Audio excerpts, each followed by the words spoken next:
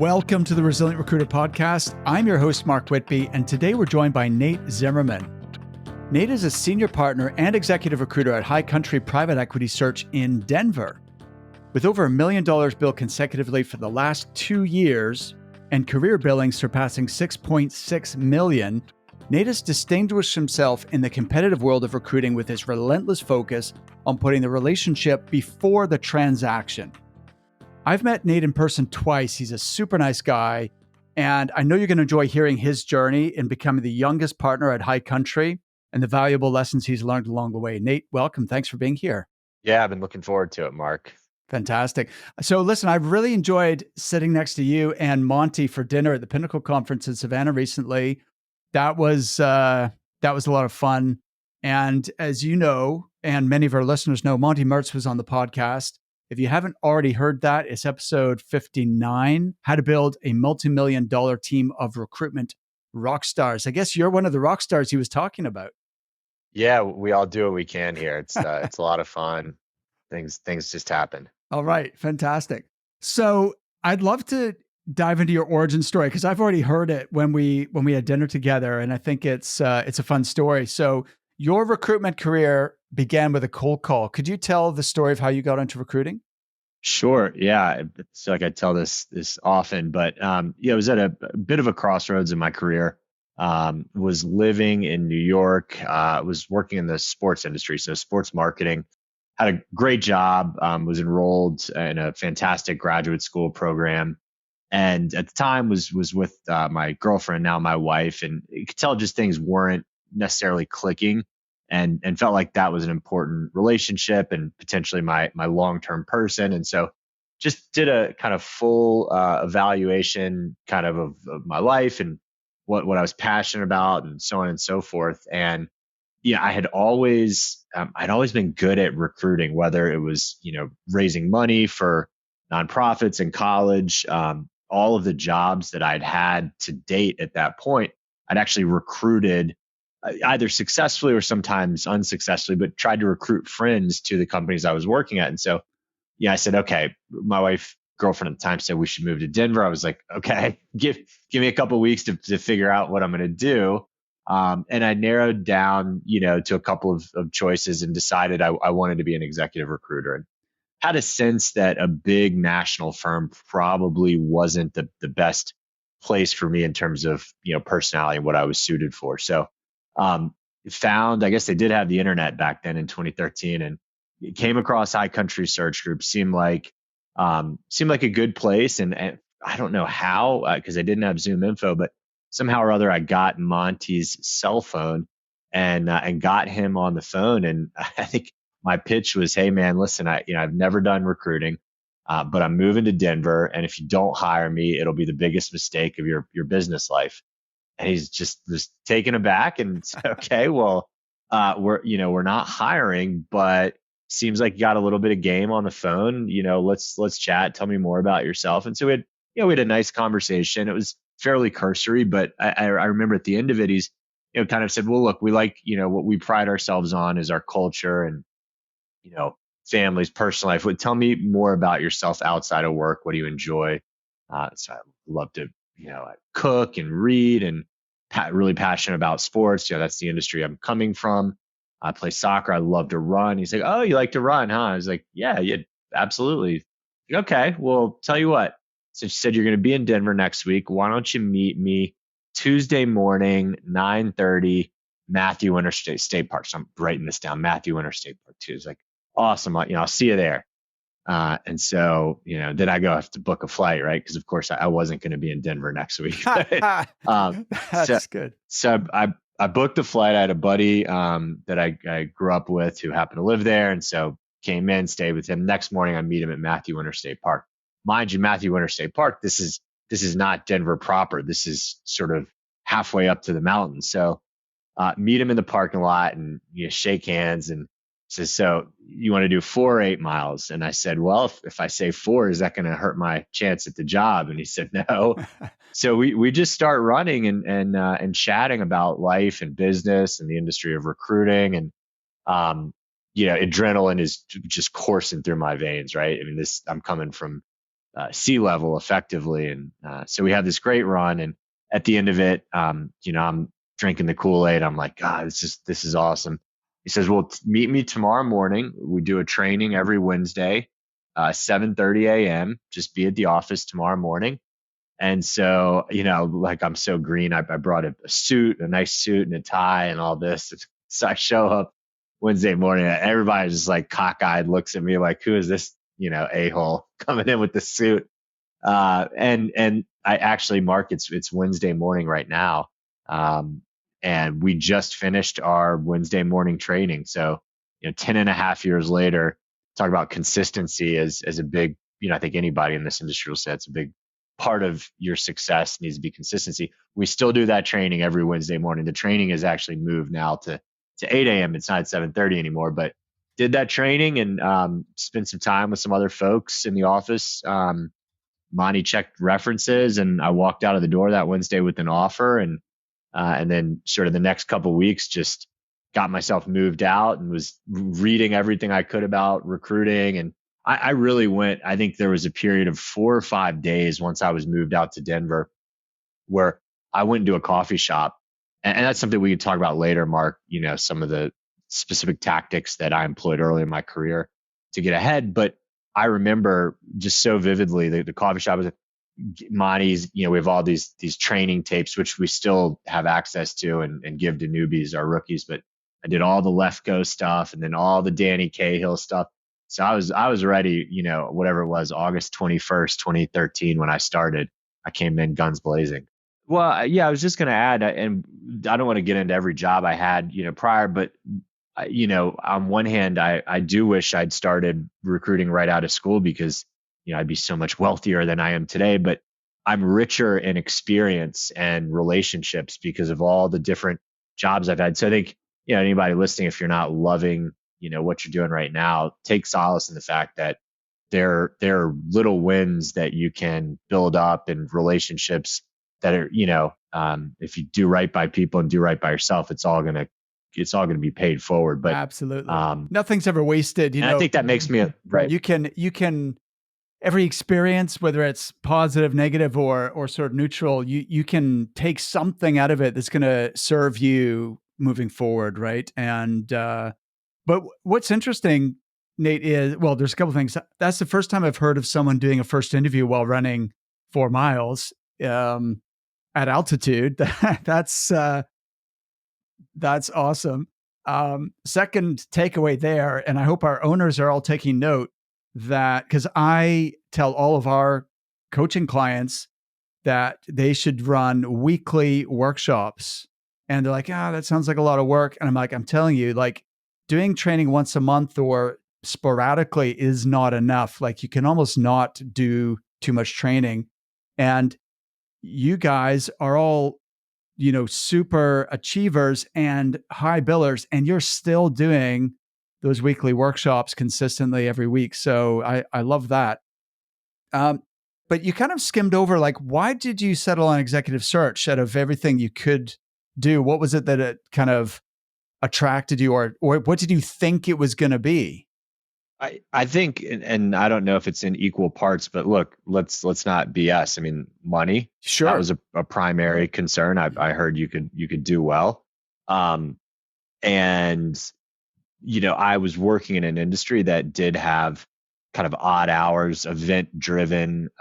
So you were not, to a large extent, your schedule was not under your control. So knowing that it potentially would afford me more synergy with my lifestyle. Yeah. And then the making a difference. Certainly still, like, I get up and that's a big part of it. Like, I'm proud to do what I do. I add value. I contribute to the economy. So again, and no, those aren't force ranked, but those were, and look, I knew I would be successful. I was always, either typically number one in whatever kind of sales category, whatever it was that I was doing. And so, I wanted to do more of a straight sales role than I was in at the time. So. Fantastic. Yeah, no, that is awesome. So you started to talk about, and I'd like to get into talking about work ethic. I know you believe in the importance of investing time and effort to develop your skills and accelerate your career, especially at the outset of your recruitment career. Could you give an example or a story that, from your own career of how you've really put in the work early on? Yeah, I think prior to talking about any sort of direct job, like knowing the underlying basics, the fundamentals. Mhm. So that's what I focused on initially, like, you know, how to recruit people, right? How to interview people, how to take a job order, how to, try to get a job order. Those things you got to put in the time and effort, and that's through training. But then honestly, making use, I think the biggest key to my early success was just making use of time, like not 9 to 5. So, if you're trying to build a full desk and get new clients, like researching after hours, who are the companies I want to go after, and then at the time it was like building a phone tree, really. Mhm. Who are all the line managers in a given company, and then when you show up at the office, that's just, and this is 101 stuff, Mark, but that's not the time to do that sort of research. So Right. initially it wasn't as much like the late nights. I mean, yeah, I'd work till 7, maybe 8, but on the weekends, like, spend 2 to 3 hours, Saturday and Sunday every weekend for the first couple of years you're in this industry, doing that just really basic research, and it's contributing long term to your market mastery. Mhm. So every hour that you're spending, I promise you, and especially if you're inputting your data correctly, like, it's all going to pay dividends. And just too many people come in without a plan earlier in their career, and it's deadly because it's a really tough job. Absolutely. 100%. It is a tough job. And so paint a picture then of what that would entail. Like what was the sort of daily uh itinerary, in terms of doing that research and preparing yourself for the next day. Right. I mean, I think some people have different philosophies. My go-to, always would be to market in the morning. So, planning, whether it's, just looking at job boards and seeing who's hiring and trying to call those hiring managers. Typically not the best way as a new person. Now, if you have a candidate, that's a different story and MPCing. But I'm a believer in quality. So it's not like trying to market to, for me, it was never trying to market to 100 companies. It was saying, okay, these are the 10 or so groups that are in the discipline that I want to play in, Mm. and just really trying to focus on getting just one of those. If you can land, a quarter, one good client, and showing that you've taken time to learn their business, marketing, candidates that are going to resonate with that firm to them directly. So it was a bit more quality, high touch in Mhm. terms of how I went about building my desk. Um, Okay. and yeah, it worked out. And so it's interesting because we call that the Dream 100 strategy, which is a term I got from a sales trainer called Chet Holmes, where you identify who are the ideal clients in your space, the ones that have the most potential, based on the parameters that you're looking for, and really going above and beyond, making a huge effort. It's not just call them once, but it's really a sales and marketing campaign over time to get into those accounts. And out of 100, well, the 100 is a nominal number. You said 10, like, let's focus on 10. And these are the sort of opportunities that even if you got one, that would be a significant win. And if you get two or three, then you're well on your way.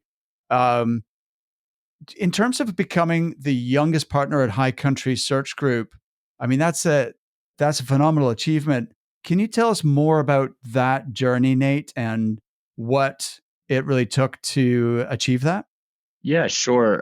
So we're High Country Search Group is made up of a few different divisions. We Mhm. have a staffing group that does, temporary admin, contract, even some high level contract roles. We've got a finance and accounting group. That was the group that I started in. We have a oil and gas group and a technology group. And so, independent of whichever division you're in, the parameters for partnership are the same. We don't need to get too far into that, but you've got to bill a certain amount, consistently for 3 out of 5 years, and you have been at the firm for 5 years. So very black and white, and that's consistency is, what you get at High Country, and that'll never change. So early on, that was I think that's a goal of everybody who comes here. And I think in my first year, whatever it was, here for 4 months, build X amount, and then next year just focused on getting to Mexico, right? Our awards trip, and that's billing 300. And then, the next goal is to qualify for that partnership level, which is billing 400K, that consistently 400K 3 out of 5 years, having been in the firm 5 years. And so I think I did that in my second full year, and then just never looked back. And to be honest, Mark, and I think this has become in vogue with James Clear and sort of talking about habit formation. Yep. But I've innately, I have never focused on a number for a goal. It's always just been about the process for me. So that, talking about putting in that extra time, and that's always been my process to kind of come a little bit more prepared. Clearly, nobody's perfect at this, but that, of course I wanted to hit that 300 to get to Mexico. I then never thought again about billing 300K. It was, what's the next thing? The next thing is 400, because that's what you have to build to qualify for partnership. And then after billing 400 in my second full year, I never thought about that. I always knew I was going to bill over 400. Okay, let's double click on this, Nate, because so most of our listeners probably know I'm a huge fan of Atomic Habits by James Clear, and something that James Clear said, which I thought was interesting. I do believe in setting goals, and I think there's value in having a vision that you're moving towards and knowing exactly what you want. But James Clear says, if setting goals in and of itself was enough, then everybody would be a millionaire, right? Because it's not enough just to have something that you want. What's more important is, so that's an outcome goal, but it's more important to focus on what's the process to getting there and focus on the process goals. So how did you, what was the process that you focused on in order to, put yourself on track to achieve those milestones for the Mexico trip, and then, making partner? If I had to pinpoint one thing, initially in my career, I started in our finance and accounting group, and a senior guy when I first started said, if you're going to do one thing, try to focus on recruiting Big Four auditors to place into industry. And he was a very successful guy, still is. And so that was all I did. I was a freaking bulldog. All I did was go after recruiting these Big Four auditors, and I recruited more Big Four auditors than anybody in Denver. I mean, I would at any point in time, this was sort of like the glory days of this. But at any point in time, I'd have 4 or 5, 2, 3, 4 year candidates ready to go. I'd be sending these candidates out to 5, 6 different jobs of other people in my firm. I'd be covering all their jobs.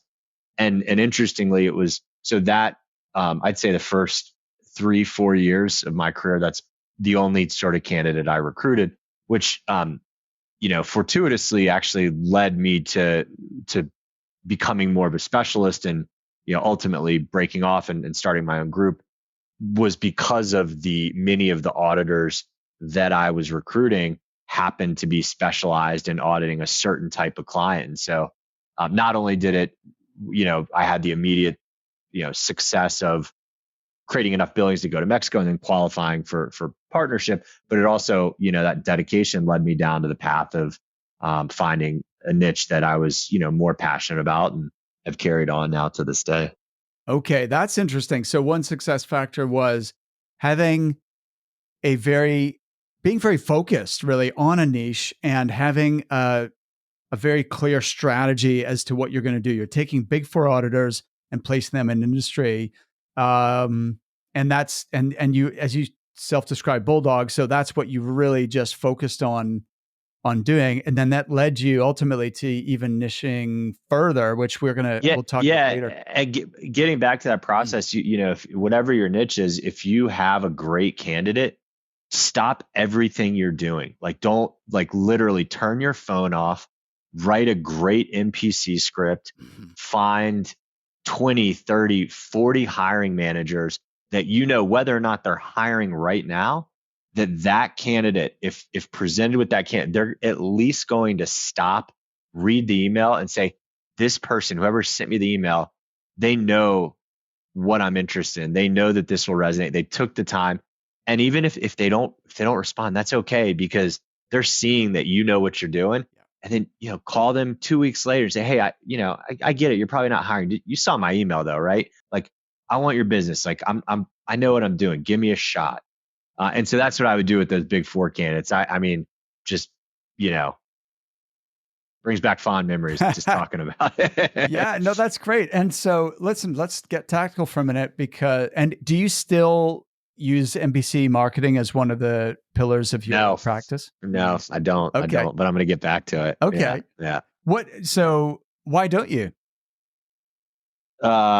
This is not an excuse. This is just me having been busy and not, having a growth mindset as much, and being fortunate, in somewhat of a down market right now, with interest rates being high, transaction volume being down across the board, whatever industry you're in. But having good job orders over the last 2 years, and having grown through referral, the emphasis on new business development outside of referrals has been almost nil. But that is definitely changing heading into next year. Great. Much more of a growth mindset, and excited about, getting back to that side of the business. Yeah, no, absolutely. So MPC marketing is something that is one of many strategies that we teach in our program, and it's our methodology is very systematic. So it's more of a campaign. So you'd have what I liked about what you said is if you have I think the mistake a lot of people make is they think they have an MPC, but it's not really it's not a true MPC, right? It's, there's a difference between a good person who's placeable if you have the right opportunity, and someone who's people will feel stupid not interviewing because they're so good. They almost can't, say no to that person. That's right. And then asking the candidate the right questions to uncover their, quantifiable achievements and where they're really going to add measurable value. And then, as you said, creating a really good script for that person, and then being very targeted in the hiring managers that you're representing that individual to, but then just being super persistent. So we would typically use 3 to 5 email sequence, possibly some personalized videos in there, possibly some follow-up telephone calls to, so that there's multiple touch points for, for that candidate with each prospect company. And as you said, even if they're not hiring right now and they can't take your candidate, at least they know the quality of the person that you have access to, and that you specialize in that area, and that the industry and so on and so forth. So I think it's a great, and plus you're using up your, it could be a silver medalist from another search. The client could only hire one person. The other person was pretty much equally as good. It just seems like wasteful to not place them, right? You've already done the hard work to recruit them.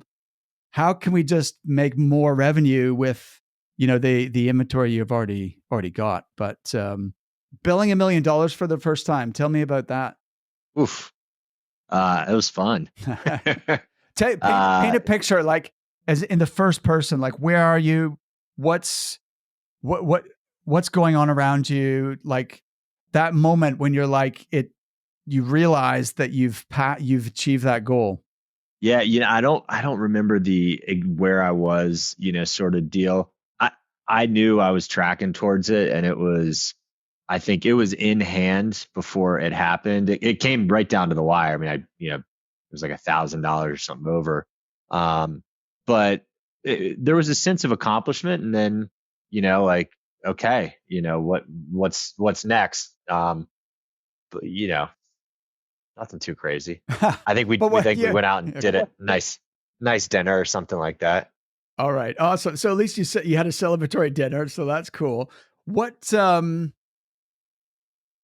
Well, okay, I think it's worth just reflecting on this because sometimes, like, people often will almost fantasize about a particular goal and imagine how thrilling and how awesome it will be to achieve that. But the way you're describing it was almost like, oh, okay, well, I guess I did it. So what am I doing next? Like, was there how long did this sort of that high last for before you were thinking about, okay, now I need to go back to work and Well, certainly, I mean, it came, over the holiday break, kind of the Thanksgiving to Hanukkah, Christmas period, and so there certainly that is a time to reflect and take stock and celebrate that win, no doubt. My wife comes from a big family that loves to celebrate Christmas, so being down there with her and it's lovely, right? But you look around at the company that we keep, with the Pinnacle Society, and millions not such a big deal there. So that's why you got to, kind of, hey, what's next, right? fantastic.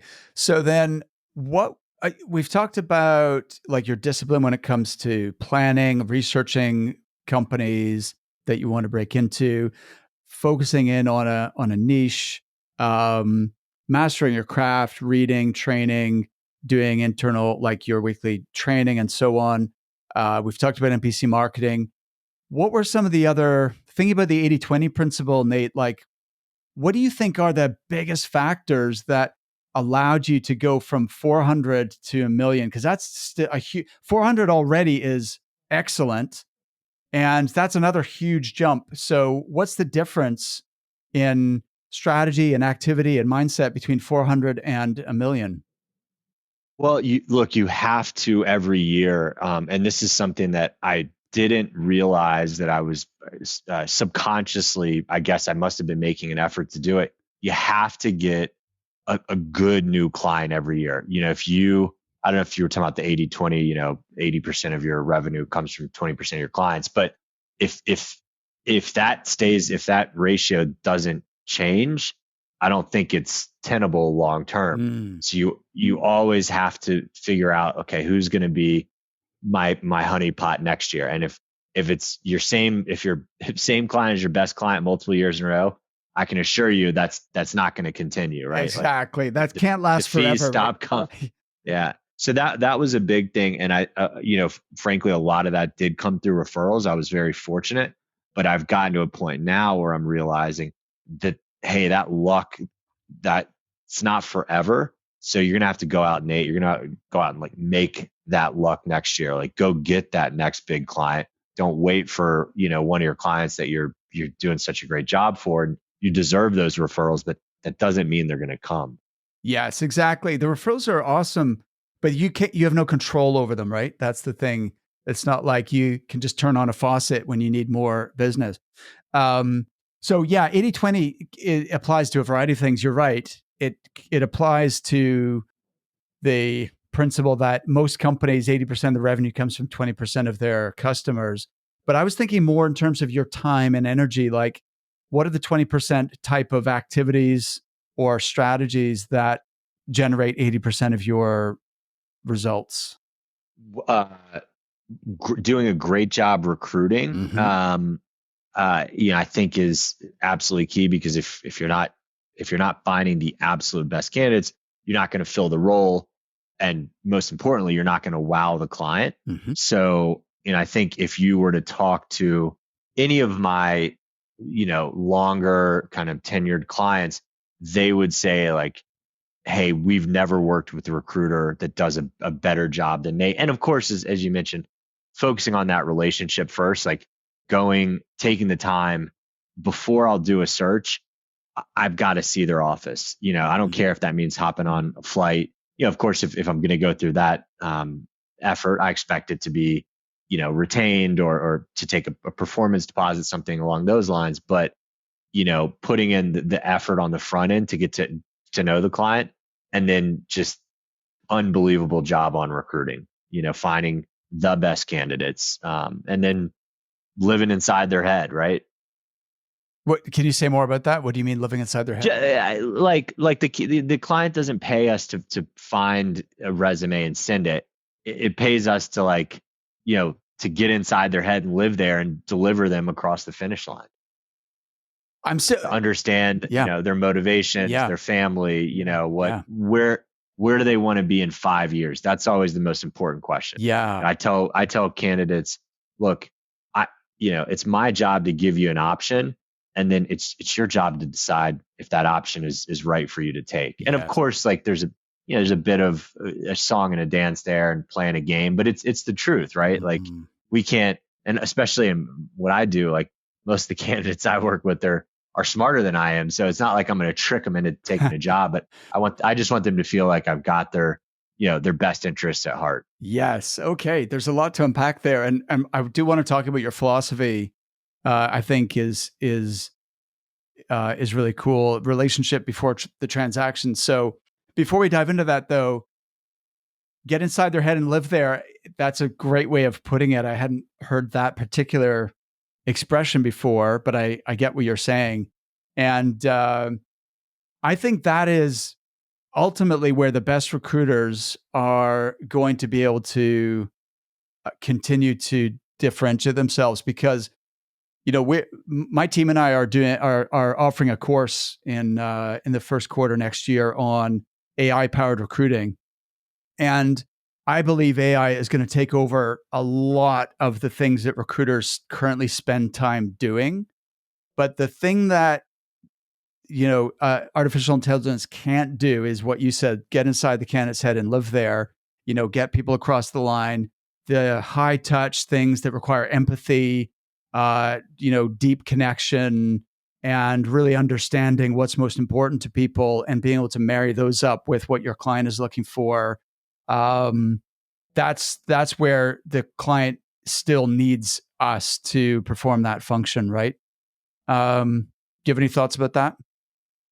No, yeah, I try pretty much if any vendor comes and pitches me, some new software, I pretty much try them all. I think I've tried all of the AI tools that are out there right now. Mhm. It's just not ready for prime time. I don't disagree with you that they will ultimately do a lot of sourcing. I don't see it. I don't see it competing with manual sourcing right now today. Um, but to your point, I don't think it'll ever get to be able to take a candidate through the process Yeah. as effectively. Now, maybe 100 years, whatever, we'll see. But I don't think it's gonna be 100 years, because like it's developing so fast. That's the crazy thing. It's a bit like, you know, if you think about the birth of the internet and how far that's come, and then smartphones, it's going to be like that, but instead of it being over 20 years from the original mobile phones to smartphones, it's going to be more like the next 2 years, experiencing that level of rapid change. But look, coming to your relationship building philosophy, relationship before transaction, can you unpack that and explain where that comes from, and how it plays out in practice? I don't know where it comes from. I think that's just been a characteristic of mine to have a really big, robust, and it takes effort in your personal life. I mean, Mm. um, calling, people that you don't see regularly to keep in touch. So I've always been good at that, and having a really big, meaningful friend network. But then, like it's harder to, it's really, to get a great client. It's a lot harder to get it than to keep it. Mm. And that, to keep it is to keep the relationship, to keep that first and always keep the relationship in mind. And so, if it's somebody you think you might like to have a friendship with outside work, of course you have to be very careful with that. And, ethically, you got to do it responsibly, but, um, uh, taking the time, as I said, as simple as saying, "Hey, this search sounds awesome. I'm your guy." But before we talk to a candidate, like I have to be able to explain, what the flooring's like. Like, what are, what's the desk setup like? What's the break room look like? Those are things that might not sound that important, but when you're truly competing for top talent, like just sending a job description and a link to who the hiring manager is, that's not going to cut it nowadays. Awesome. And so it sounds like you are a natural kind of relationship builder and some of you work at, but what are some, practical like things that you do to really cement those relationships and in order to create value longer term? Yeah, I mean, look, anytime I make a placement, of course, if it's a new client, like taking that client out to a nice dinner or lunch, it doesn't have to be overly extravagant, but and sometimes you can't make it work, and if it's maybe just a happy hour or a breakfast, but there's gonna be times you can't make it work. But if you ask multiple times and they say, hey, can't do it, it's still that effort is there. Drop donuts off at their office if they can't get out. So, and then on the candidate side, same thing. Always offer to see them after they've started.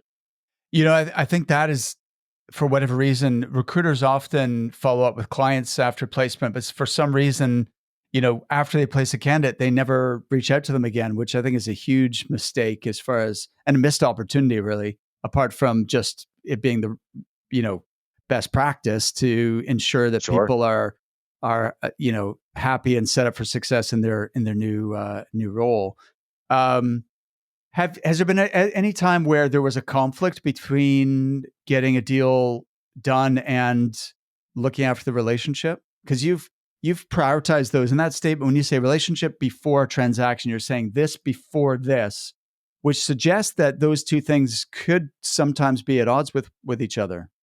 Uh, yeah, nothing jumps out and comes to mind, Mark. I mean, the one thing I'll say is like, we're all faced sometimes with dilemmas, and so a candidate that I've placed, at a client that maybe isn't so important to me long term, saying, hey, I heard you're working on this search. I'm not so happy, and you kind of think about, hey, sorry, man, that's a client. And even though I haven't made a placement there in the last 6 months, I have in the last 14 months or 16 months. And unfortunately, I'm here for you if I can make an introduction, that doesn't constitute any sort of a fee or things like that. Maybe I can think about it, but I really can't help you, and I'm sorry, and they understand why. Yeah, absolutely. That's an interesting topic by itself, off limits, and how you, because different recruiters have different policies, I guess, when it comes to what is an off limits company.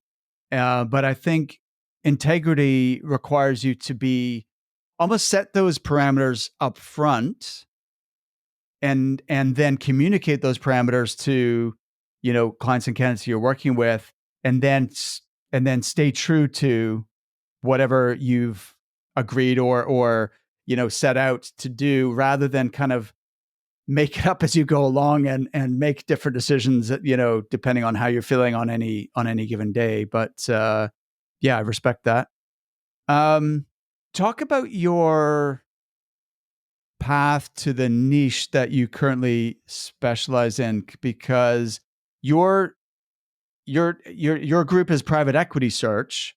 So how did you get from placing auditors to specializing in private equity? Yeah, it just was quite organic that a good portion of the initial auditors that I happened to recruit were auditing real estate private equity funds here in Denver. There was a group of 4 or 5 of these funds, and so you know these candidates would want to go work at folks like the companies they were auditing, typically in accounting and finance capacities, right? So I would market these candidates to real estate funds, and had a couple of early wins doing that. And so same thing, like taking these controllers, directors of finance at these funds out to lunch, and um, get more business. And then the next thing I knew, they were saying, hey, can I introduce you to our SVP of investments? He was wondering if you could help find an analyst. And so you start picking off these entry level investment roles at these real estate funds. And, next thing I know, I'm, getting higher level searches, and that sort of like organic, just here and there doing more, kind of front of the house oriented positions, Mhm. um, uh, kind of grew and grew. And then it was January of 2019 that we sort of had the brainchild to start a separate division that would focus on private equity investment oriented roles. At the time, it was really almost exclusively real estate. I'd say over the last 3 years that, that has changed. And now real estate is still the majority of what we do. I think it's about 65% of my group's placements are with in real estate investment and development firms. But now we also have a burgeoning middle market private equity practice. We do a little work with asset managers, hedge funds, places like that.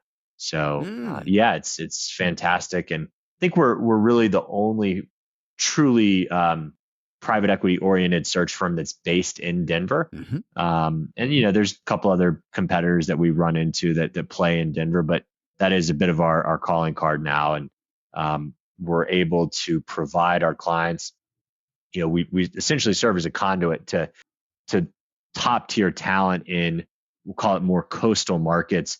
But we try to identify candidates that have a genuine desire and a narrative that they want to be in Denver. It can be difficult to just say, hey, it's a great opportunity, but it's in Denver. The trick is finding those candidates who maybe grew up here or have family here or more inclined towards the outdoors. And so that's our value prop, is being a Denver based shop that provides our clients access, seamless access to talent from anywhere. Got it. So your clients, you're placing people predominantly in the Denver market, but you might be recruiting nationally. Is that the idea? That's correct. Yeah, Okay. yeah. It's Probably about 15 to 20% of our placements are relos. y- okay, interesting. Yeah. And what's your kind of most effective shortcut for identifying those candidates who might be, because you mentioned, like, did they go to school in Denver, or do they like the outdoors? What, I mean, obviously you know where people went to school based on, Referrals. okay. Yeah, it's referrals. It's just having done this now for 5 solid Mm. years. People we place will say, "Hey, I've got a buddy that really wants to get out to Denver," and you meet that person. It might be a couple years before you place them, but Right. of course, as you said, we can identify people who went to school in Colorado, Yeah. fairly easily. But it's more that word of mouth that, oh, there's this shop in Denver that specializes in placing investment professionals in Denver. Yes. So we've got a client, totally different market, different location, but they actually really focus on promoting their their city as a place to live. It's like, in terms of quality of life, um, the lifestyle you can get compared to a major market like New York or LA or something. So they actively, like, both on LinkedIn as well as in their email campaigns, when they're reaching out to recruit for their clients locally, they really focus on selling the location as a big part of it. And so then they almost don't need to. I mean, obviously, it helps if someone has some connection or some tie to Denver already, but they probably cast a wider net and kind of like sell the location. Is that something that you've done, or? Yeah, I mean, absolutely. The challenge becomes our clients are extra cognizant to the fact that, like, okay, maybe somebody just wants to come experience Denver for a couple years, and then they're not going to want to stay. Hmm. So it's a delicate balance that you have to Sure. strike. Yeah, yeah, no, that makes sense. We saw also in the States, right at the beginning of COVID, there was a mad dash to cities like Denver. So that's subsided substantially.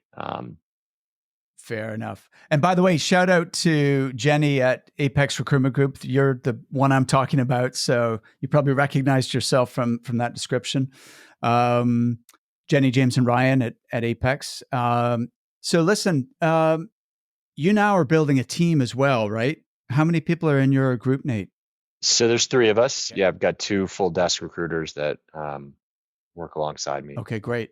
So uh, I think being a billing manager is one of the toughest jobs in recruiting, right? Because you still have to do everything that you did when you were just a recruiter looking after your own clients, your own desk.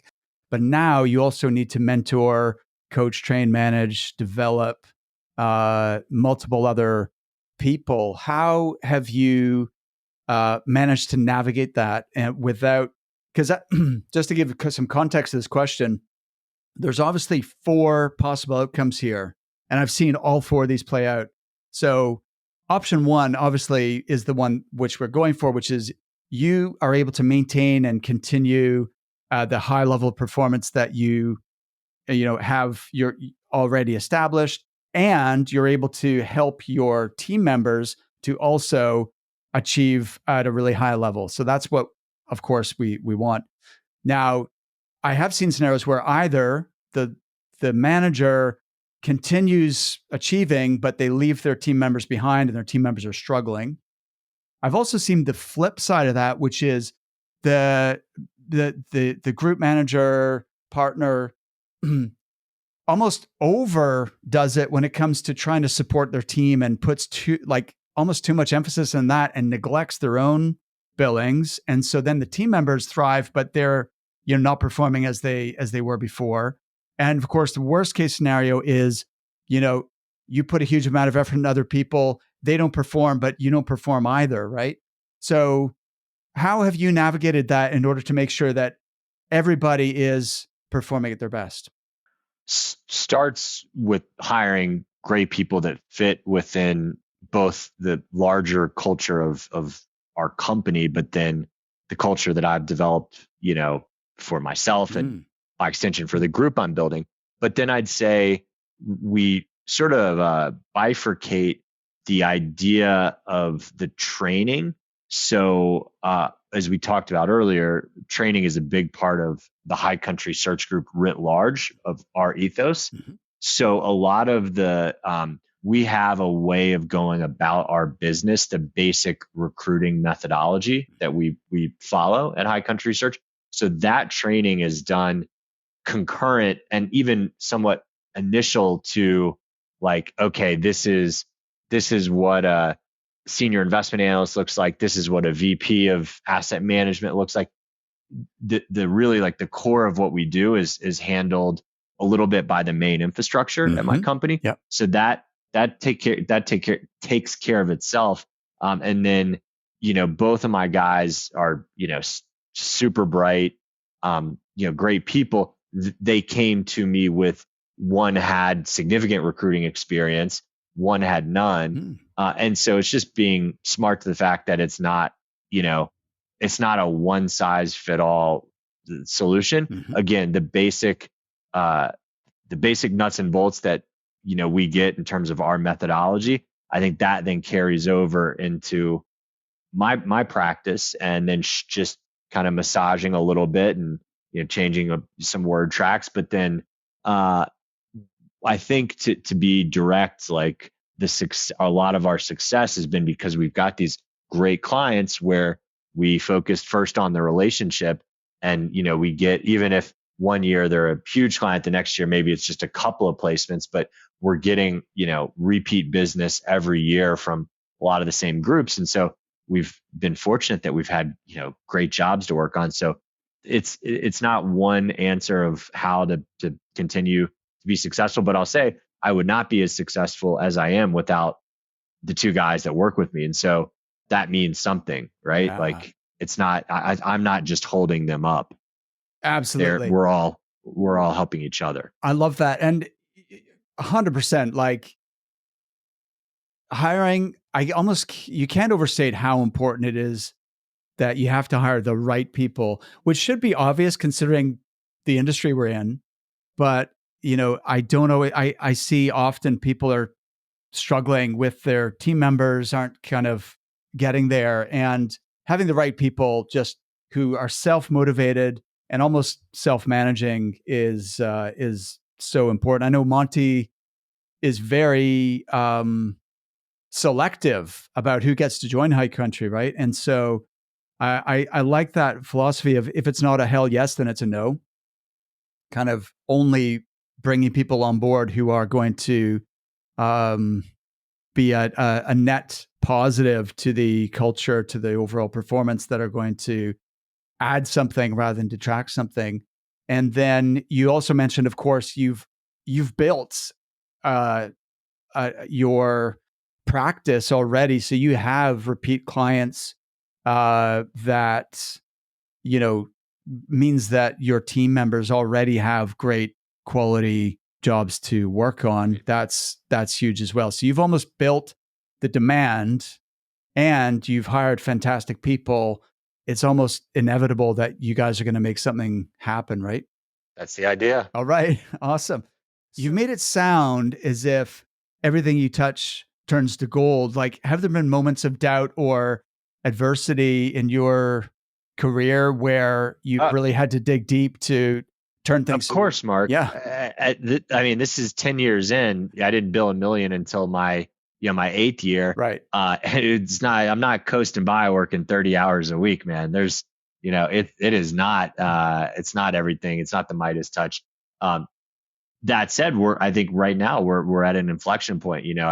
We're probably, if a couple of offers get out this week that I think we'll build just as much as we built last year, but very well could build less. And that's not what I expected. I expected my group to hit 2 million this year, and we're not going to do that.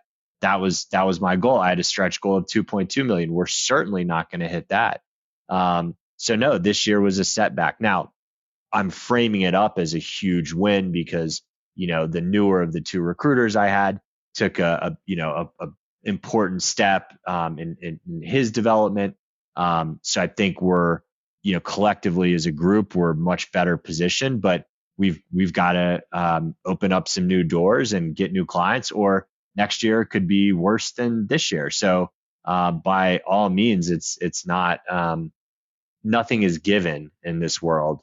And so we're focused next year, trying to every month go to a new city, in the sort of Mountain West region, and go on a bit of a road show every month and get meetings, in-person meetings. So I love I think that. check back with me, this time next year, and hopefully we'll have accomplished, the goals that we set out to accomplish this year that we did not accomplish. And I'm not going to blame it on the economy.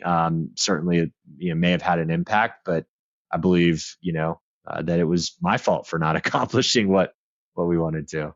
Well, the fact is, the market, I'm sure, was a huge factor. The thing is, though, we have no control over that, right? We can only control our own mindset, actions, behaviors.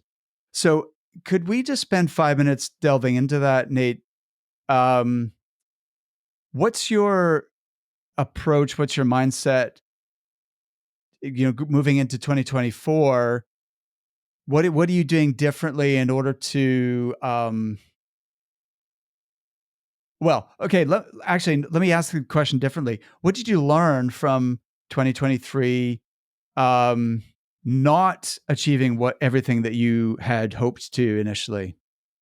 That there are people that are getting job orders and clients that I am not, that I feel I would be a better partner for XYZ company. So, and that just gets back to what I'm going to do differently. And that is put a much more concerted effort towards a formulaic marketing strategy. Awesome.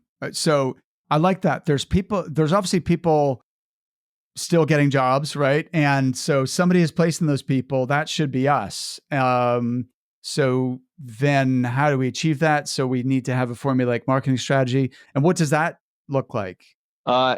It's coming together. Certainly have done the research in all the markets that we want to ultimately play in, knowing who all the players are, and then going up a layer deeper and figuring out at specific companies who are the key people we want to be marketing towards, and then getting a campaign set up.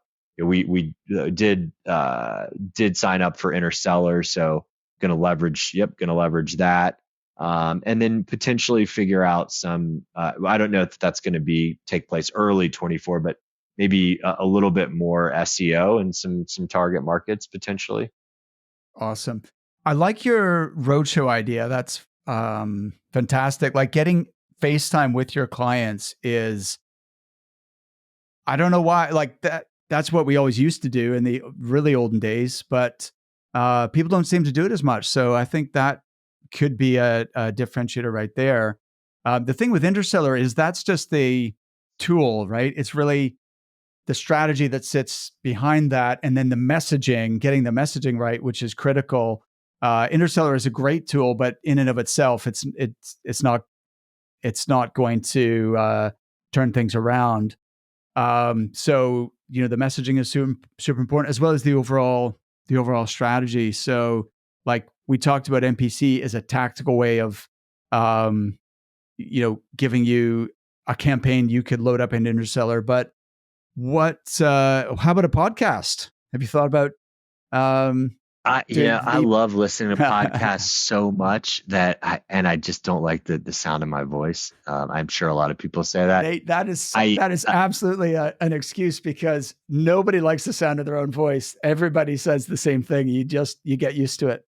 I'm not ruling it out, but the chances are slim to none. All right. So listen, you don't have to do a podcast, but what I'm saying is you need to do something that is big, right, for your industry, to like set yourself above. If there's people getting orders that you guys didn't get, even though you're as good, if not better, to those competitors, right?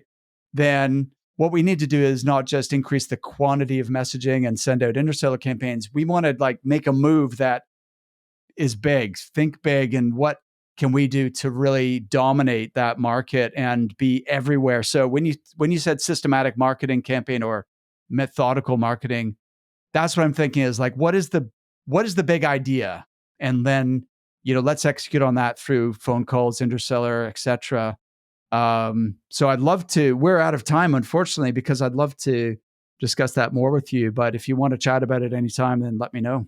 Will do, man. It was a pleasure. I've been looking forward to this. I've got to enjoy your work. So thank you for your time. Thanks, Nate. Thank you. I've loved our conversation, and yeah, thanks for sharing the insights and the mindset. I think is for you is there's no question that mindset is a huge factor. In fact, so you're obviously someone who you go after what you want, and you put yourself forward, and and it has nobody's going to do it for you. Absolutely. Nate, it's a pleasure. I'll look forward to our next conversation. Have an awesome day.